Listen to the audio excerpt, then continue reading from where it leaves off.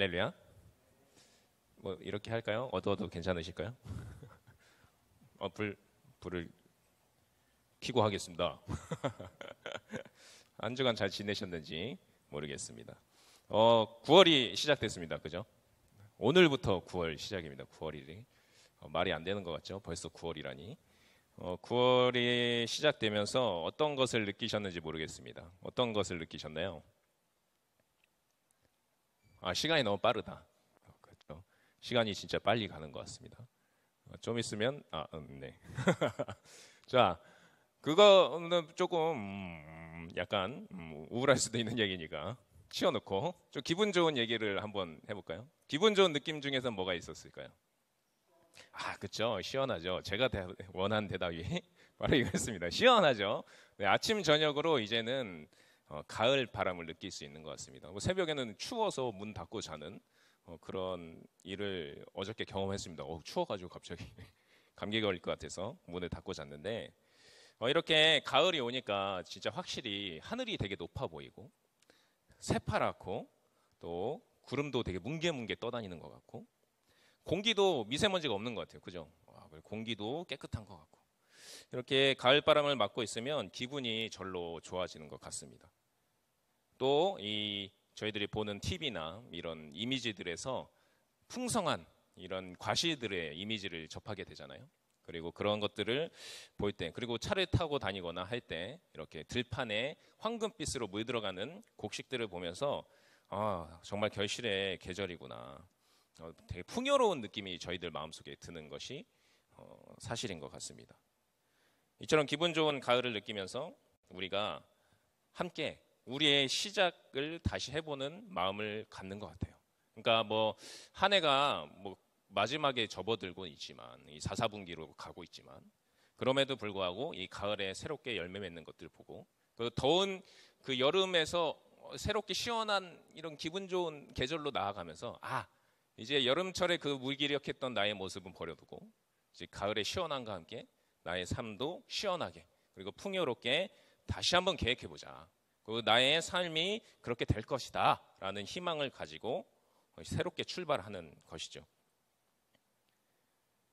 새로운 시작들 한번 생각해보고 어떤 결실이 내 삶에 있을까?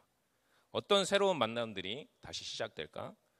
그런 것을 생각해보면 희망을 다시 갖게 되는 것 같습니다.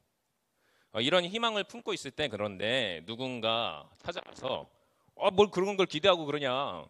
아무것도 없다. 야, 가을이어봤자 뭐 생겨? 아무것도 없어. 가을 타봤자 아무것도 안 생겨요. 그런 얘기 하면서 그런 얘기를 한다고 하면 야, 올해도 다 끝났어. 내년이면은 알지? 이런 얘기 하면 얼마나 기분이 안 좋아져요. 나는 새롭게 다시 아직 많이 남았다. 4개월이나 남았다. 희망차게 올 한 해를 마무리해보자. 겨울에는 결실을 맺어보자. 이런 마음을 갖고 있는데 그런 얘기를 한다고 하면 정말 화가 날 것 같습니다.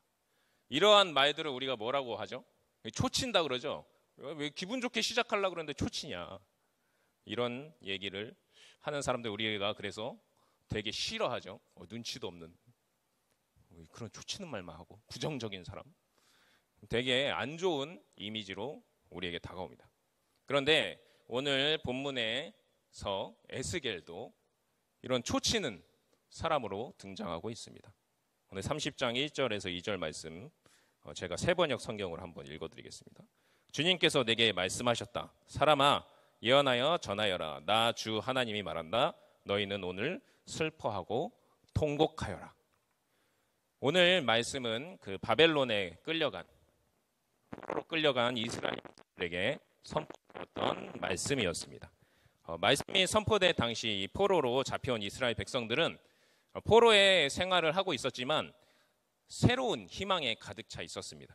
그것은 바로 자신들의 이 포로 생활이 끝날 수 있다는 희망이었습니다. 그래서 다시 고향으로 돌아갈 수 있을 것이라는 그러한 희망이었습니다.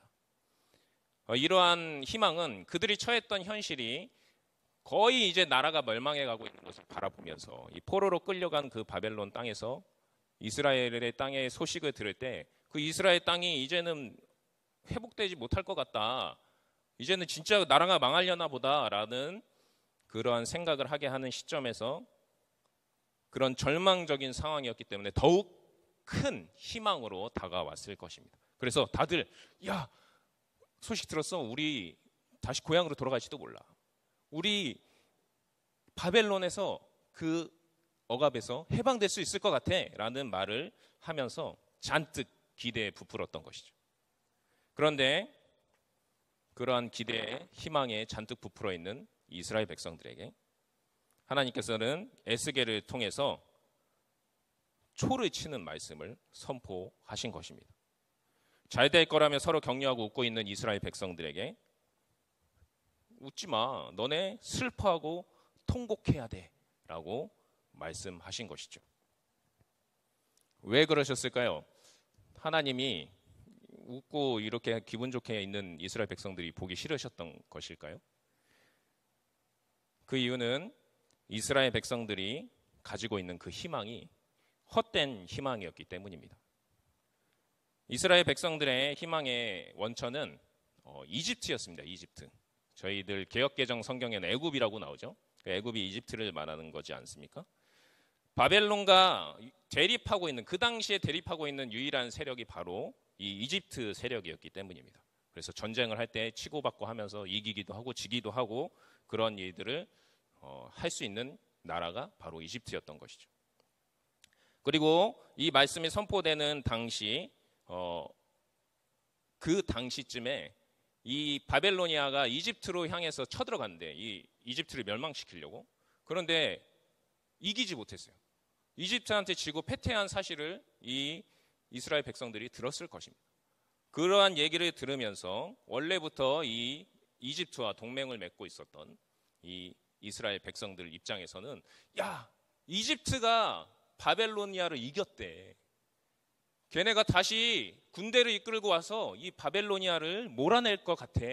그러면 우리가 이집트와 동맹한 나라니까 우리가 이 바벨로니아의 손아귀에서 벗어날 수 있을 거야 라는 희망을 갖게 되었던 것이죠.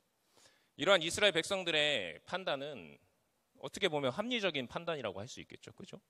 최근에 있었던 전쟁에서도 이기고, 그리고 이집트는 예로부터 아주 강대한 나라였잖아요. 그 4대 문명이라고 하면서부터 그 문명이 시작되고 아주 아름다운 문화, 그러한 강대한 군사, 그런 것을 갖고 있었던 전통적으로 강대한 국가였기 때문에 이집트가 바벨로니아, 이 신생 국가인 바벨로니아를 이길 수 있을 것이라는 판단을 하고 그들을 희망하는 것은 상당히 이성적인 판단이었다는 것이죠. 그래서 이 당시 바벨론의 포로로 끌려간 사람들 말고 유다 땅에 남아있는 이스라엘 백성들, 그리고 그 고위층들, 그리고 왕들조차도 그래서 다시 이집트와 손을 잡아야겠다. 이집트와 손을 잡아서 이 바벨론의 손아귀에서 벗어나야겠다라는 판단을 하고 이집트와 동맹을 맺는 선택을 했었던 것입니다. 하지만 오늘 말씀에서 하나님께서는 그 희망의 보루였던 이집트가 전쟁에서 패해서 파괴될 것이다 라고 선포하고 계시는 것이죠. 오늘 4절 말씀을 우리가 함께 읽어볼까요?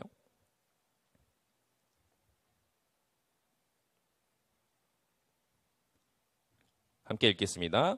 애굽에 칼이 임할 것이라. 애굽에서 죽임당한 자들이 엎드러질 때 구스에 심한 근심이 있을 것이며 애굽의 무리가 잡혀가며 그 터가 헐릴 것이다.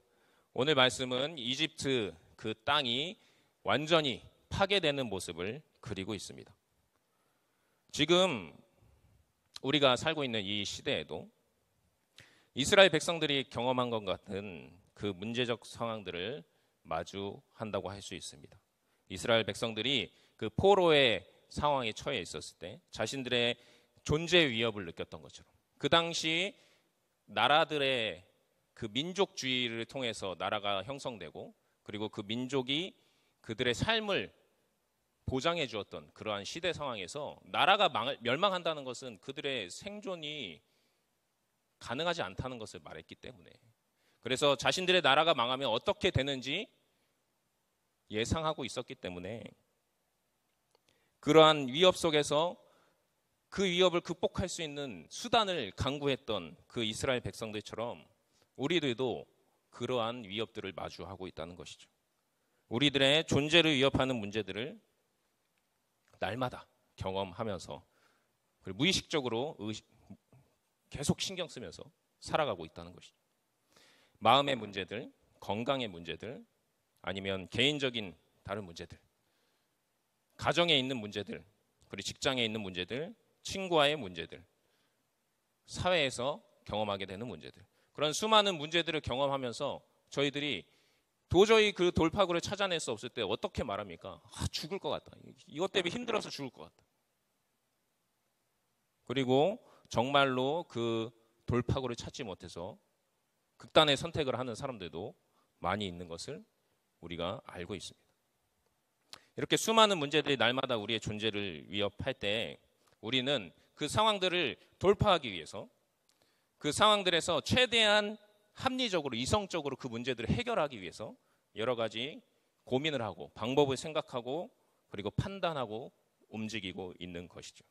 그래서 내 주변에 도움이 될 만한 사람들을 막 수소문하고 그리고 나에게 도움을 줄 수 있는 기술들을 찾아내고 그 기술들을 살 수 있는 그 도구들을 살 수 있는 그 사람들을 쓸 수 있는 고용할 수 있는 돈을 찾기 위해서 노력하고 있죠.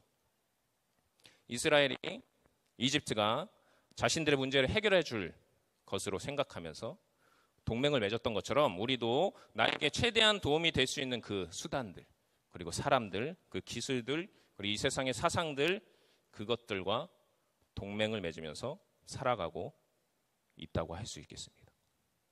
그러한 노력들이 작동하죠. 그죠? 열심히 노력하면 우리들의 삶의 문제들이 해결되는 것을 경험하지 않습니까? 열심히 노력하고 합리적으로 이성적으로 판단하면 그런 문제들이 해결되는 것을 경험할 수 있습니다. 그렇게 하다 보니까 이 사람들이 우리 인간의 가장 큰 존재의 한계까지도 우리의 노력으로 해결할 수 있을 것이다라고 말하는 단계까지 오게 된 것이죠. 그 우리 인간 존재의 가장 큰 한계가 무엇입니까? 바로 죽는다라는 것이죠. 죽는다. 그 죽음에 대해서도 이제는 해결책을 찾았다. 조금 있으면 해결될 거다라고 말하는 시대에 왔다라는 것이죠. 예전부터 사용되었던 인공장기들의 연구 그런 것도 계속 개발되고 있죠. 저희들이 죽는 이유가 뭡니까? 장기가 노화돼서 망가지면 죽지 않습니까? 그 망가지면은 가는 거예요. 새 걸로 계속. 그러면 계속 수명을 연장시킬 수 있다. 그리고 사이보그화 연구가 있습니다. 아니 뭐 장기 무슨 필요냐? 그냥 기계로 대체하자. 뇌만 살리면 되지. 그래서 기계로 계속 대체하고 있죠. 아니다. 굳이 왜 육신을 가지냐? 우리 뇌에 있는 데이터들은 다 정기적 신호로 저장이 된다. 이것을 컴퓨터로 구현할 수 있다. 나의 뇌에 있는 데이터를 다 옮기면 컴퓨터 안에서 나는 영원히 살 수 있다. 이러한 연구 단계까지 갔다라는 것이죠. 그리고 실제로 그것이 연구 결과물로 경험되고 있기 때문에 이러한 얘기들을 하고 있는 과학자들도 많이 있다는 것이죠. 더 이상 인간의 죽음이라는 것, 그래서 영원한 형벌이라고 하는 것은 없다. 인간은 이제 그것을 극복하는 날이 멀지 않았다라고 얘기를 하고 있는 것입니다. 2013년도에 개봉한 엘리시움이라고 혹시 기억나십니까? 맷 데이먼 나오는 영화였는데, 그죠? 지구가 너무 황폐하고 그래서 우주에로 상륙층 사람들이 다 올라가서 그곳에서 살아가고 자기들만의 낙원을 건설해서 살아가고 있죠. 근데 그곳에 있는 사람들은 안 죽습니다. 왜냐하면 기술이 너무 발전해가지고 그 캡슐 같은데 안에 들어가면 스캐닝 한번 싹 해가지고 다시 다 돌려주는 세포 단계로 조작을 해서 그러한 그 영화 같은 일들이 계속해서 과학기술이 개발되면 이루어질 수 있다. 예전에는 공상과학 영화였지만 지금은 이제 그 실현 가능성을 이야기하고 있다는 것이죠. 그렇다고 한다면 정말로 우리 기독교에서 말하는 그 영원한 인간 존재의 한계, 그 죽음이라는 것이 극복돼서 사람들에게는 하나님이라는 존재가 필요 없는 시대가 오게 될 것인가? 죽지 않으면 우리가 심판받을 일이 없을까요? 영원히 살면 하나님 볼 일 없으니까 이 세상에서 영원히 살 방도를 계속 궁리하면 되지 않겠습니까? 과연 그럴까요? 하지만 이러한 시도들은 실패하게 될 것입니다. 그 강대한 나라였던 이집트가 패망해서 이스라엘 백성들의 희망이 무너졌던 것처럼 우리가 정말 우리 이 시대에 가장 강대한 것이 무엇이냐 하면 과학기술들, 그것을 통해서 우리가 해결하지 못할 것만 같았던 그 죽음이라는 것을 해결하게 됐을 때 모든 것이 극복될 수 있느냐라고 한다면 아니라는 것이죠. 오늘 3절 말씀에 그 이유가 있습니다. 우리 3절 말씀을 함께 읽어보도록 하겠습니다. 시작. 그 날이 가까이 왔다.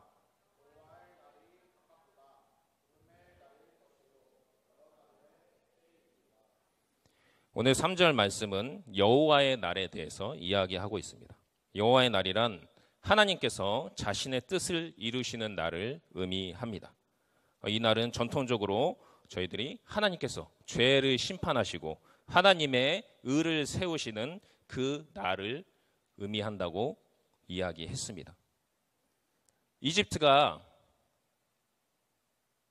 망하게 된 이유, 망하게 될 것이라고 선포하신 하나님의 말씀, 그 이유는 바로 이집트가 하나님 앞에서 죄가 가득한 나라였기 때문이었습니다.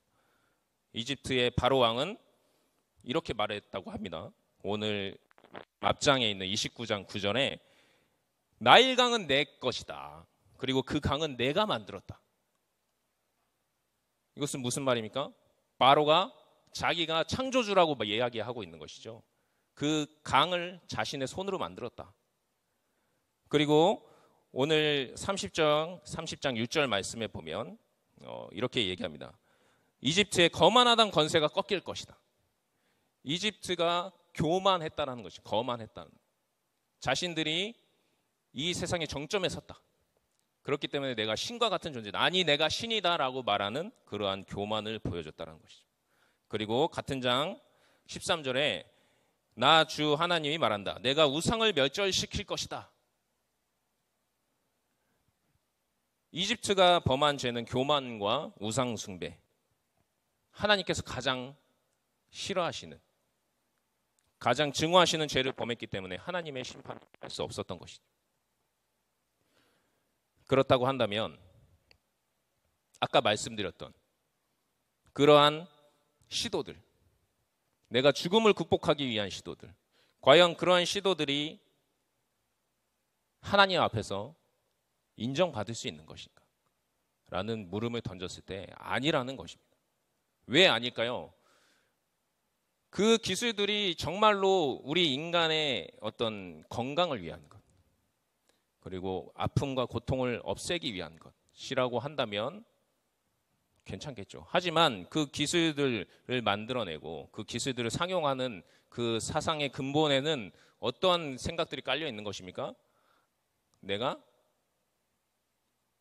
죽음을 극복한 신과 같은 존재가 되겠다. 더 이상 나는 하나님이 필요 없다. 그래서 우리에게 찾아올 죽음, 그 영원한 심판은 없을 것이다. 영원한 심판이 뒤로 밀렸으니까 죽음이 없으니까. 그런 얘기들을 한다는 것이죠. 그렇지 않다고 한다면 뭐 거기에서는 이제 윤리적인 차원에서 문제를 고민해 볼 필요가 있지만 우리 인간들의 역사 속에서 그 기술들을 사용하던 사람들이 다 그 기술을 어떻게 사용했죠? 악용하는 모습들을 많이 봤지 않습니까? 다이너마이트부터 해서 고전적으로는 우리가 아까 이야기했던 그 엘리시움이라는 영화에서 말했던 그런 의료 기술들, 그 의료 기술들도 독점하고 있는 사람들이 누구일까요?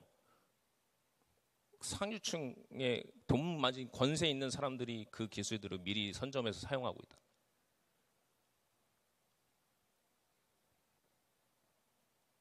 그런데 그럼에도 불구하고 그들의 노력이 소용이 없는 이유는 무엇입니까? 바로 여호와의 날이 임할 것이기 때문입니다. 아무리 그 사람들이 생명을 연장시키고 막 수만 년 산다고 할지라도 그 중에 하나님이 임재하시는 때가 있다는 것이죠. 그날에 사람들이 아무리 생명을 유지해서 죽지 않았다고 할지라도 하나님 앞에 가서 심판을 받게 될 것이라는 것입니다. 그럼 그때가 되면 이집트가 하나님처럼 되기 위해서 자기가 신이라고 말하면서 우상을 숭배하고 그러한 교만을 부렸던 그러한 모습들이 과연 우리의 모습이 아니라고 이야기할 수 있을까요? 하나님의 뜻을 떠나서 내 힘으로 나는 죽음을 극복할 수 있다. 내 힘으로, 인간의 과학의 기술로, 인간의 발전으로 우리가 우리를 구원할 수 있다라고 말한 그 사람들이 과연 하나님 앞에서 이 심판을 피할 수 있을까요?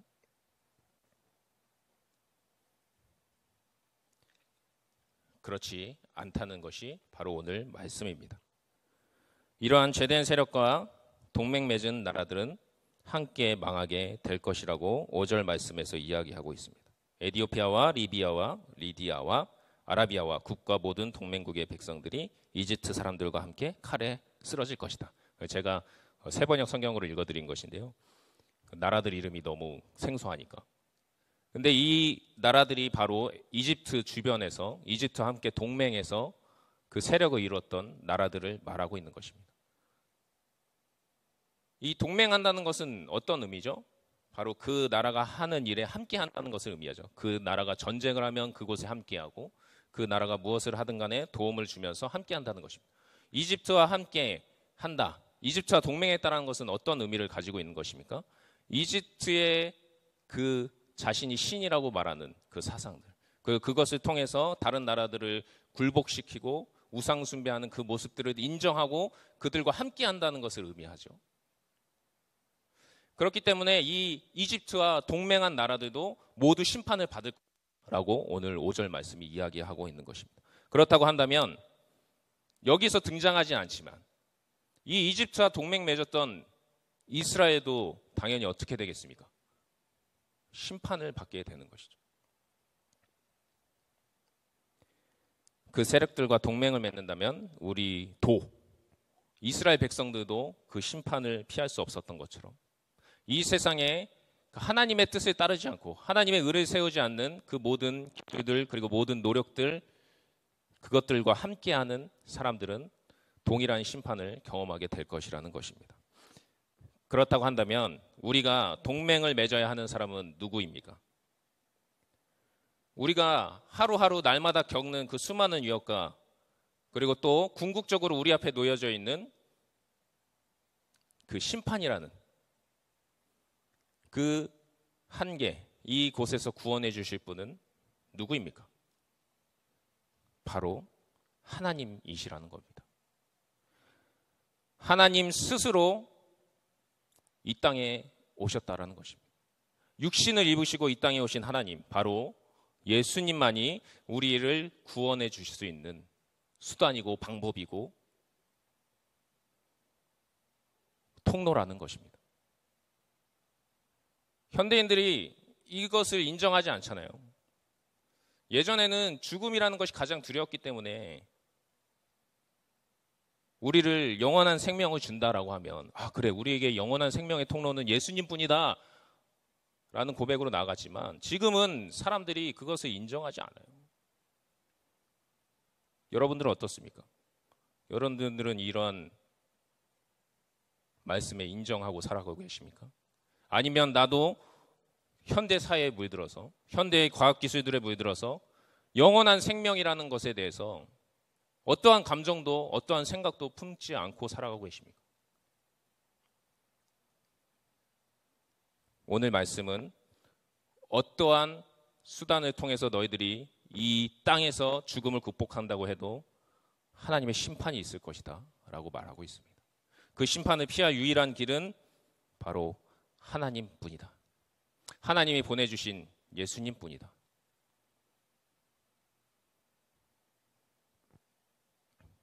우리가 그렇다고 한다면 이 땅에서 동맹 맺어야 될 분은 누구십니까? 이 세상입니까?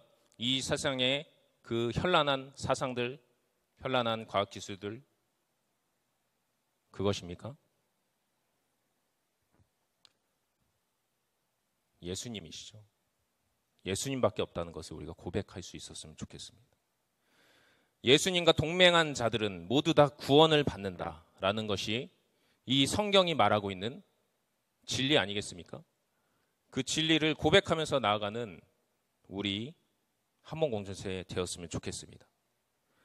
로마서 6장 5절에서 이렇게 말씀하십니다. 우리가 그의 죽음과 같은 죽음을 죽어서 그와 연합하는 사람이 되었으면 우리는 부활에 있어서도 또한 그와 연합하는 사람이 될 것입니다.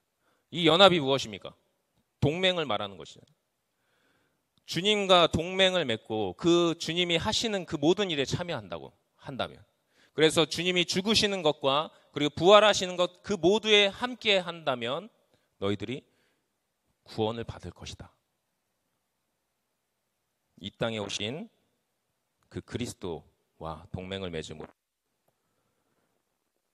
그래서 영원한 죽음 그것도 극복하고 또한 하나님께서 주시는, 성령님께서 주시는 은혜와 능력으로 이 세상을 살아가면서 경험하는 그런 수많은 위협들도 극복하면서 살아갈 수 있는 여러분들 되었으면 좋겠습니다.